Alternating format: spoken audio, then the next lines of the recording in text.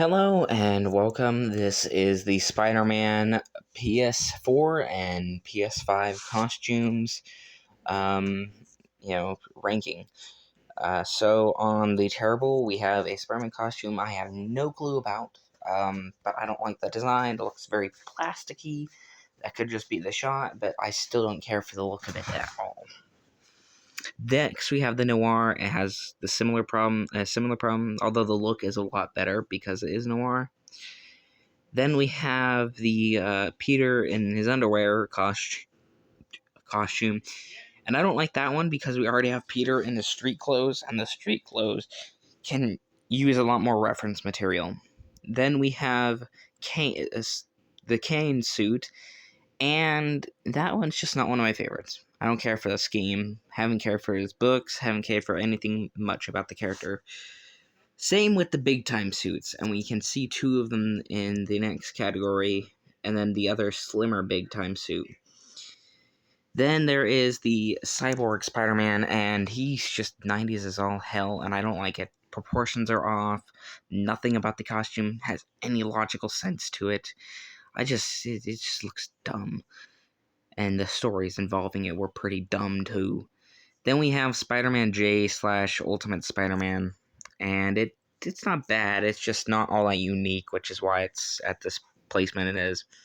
Then we have the standard suit from the PS4 title, like the titles for the PlayStation. It's not a bad suit. I quite like it, but since it is the standard, it gets very tiring after a while, and its uniqueness falls fairly flat. Yeah, that's about the only reason it's down there. Then we have both the Electro Suits. We have two of the Electro Suits down here. At least I think that one could be Earth. No, that's not Earth's End. Earth's End is above. I don't know.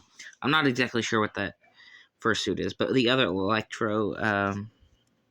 Well, that's not the Electro Suit. That is the No Way Home suit, and I don't care for it.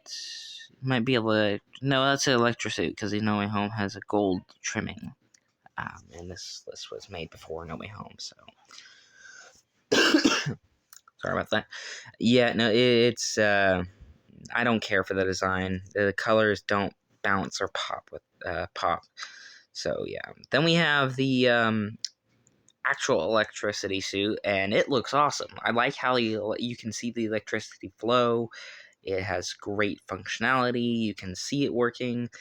It's really good. The same with the negative. Like, it has a lot of flow to it, which is nice.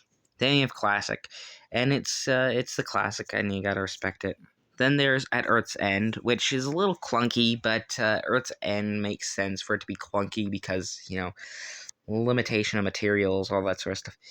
This one, I'm not exactly sure what it is. I can't really figure out why I dislike it, but there's something about it I dislike. The one after Earth's End. Then we have the prototype suit from Homecoming. It's not bad, although it does have a rather not all that great look. It is pretty good for what it's supposed to be, and it makes sense, which is why it's in this placement. Another Spider Monkey. I just don't care for it. Like, we've had so many black Spider-Man suits, and I don't think anything can top the black suit. And it's not bad. It is stealth. It does have the look. I just never cared for it. Then we have the MCU suit, which is very sleek, very form-fitting, but with the classic suit, a lot of other suits using the color scheme, this one just sort of slips.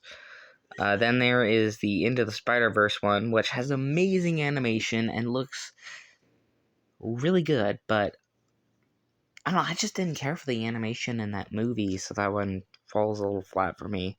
Then we have the Spider-Man issue number 1 suit, which, the issue number 1 suit, it's alright, but I think there have been much better looks.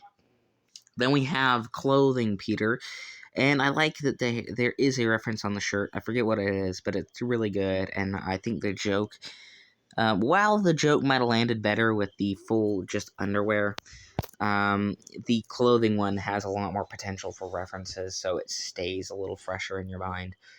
Then there's Punk Spider, who has an amazing book and everything, but he's just not my favorite Spider-Man, so he's there. Then there's Wrestling Spider-Man suit from the Ultimate books.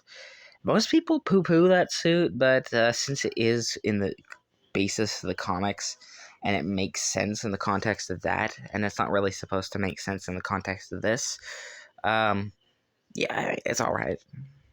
Not spectacular, but it's alright. Then we have the white suit, $20.99. I don't care for it. I don't care for the white. It doesn't bounce as well as the blue, which is why the blue is in the S. Then we have an armored Spider-Man, and it just looks ugly. Too many points. Too many points. Then we have the black and red suit from the MCU. And that one I think does a lot better because it still has the sleekness of the other MCU suits, but it has the black to reference the older Spider-Man design. Then there is the Ben Reilly suit, which has always looked really cool, although his books aren't as great.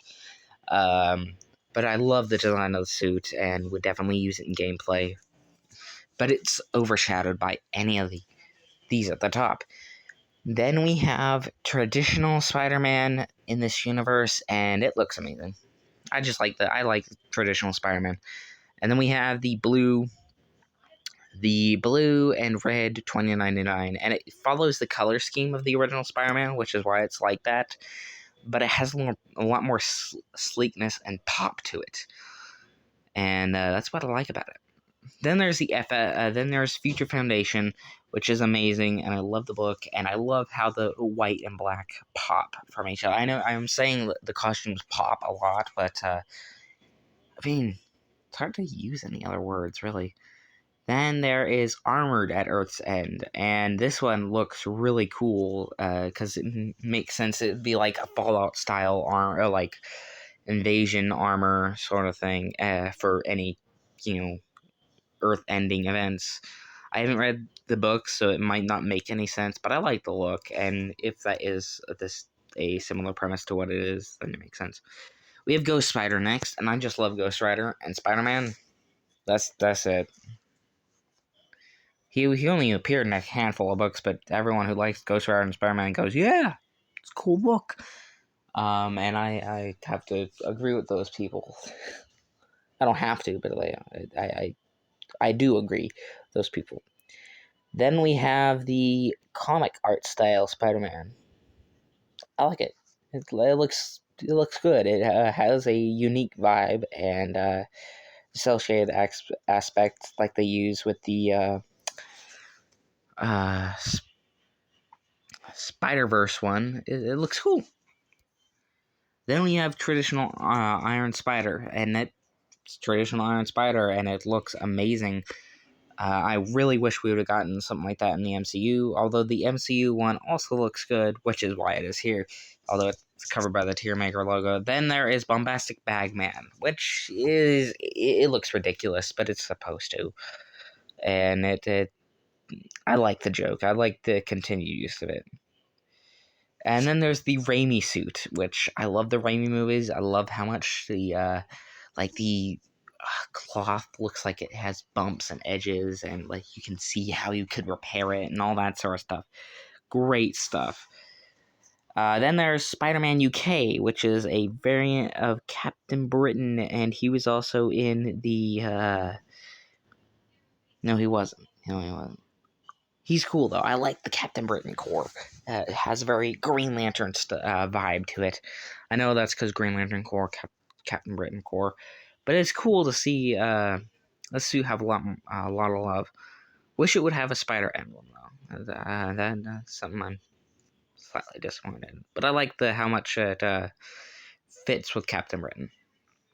Overall, that is my opinions on all these different suits, and one more day. Then the day after that, No Way Home review time.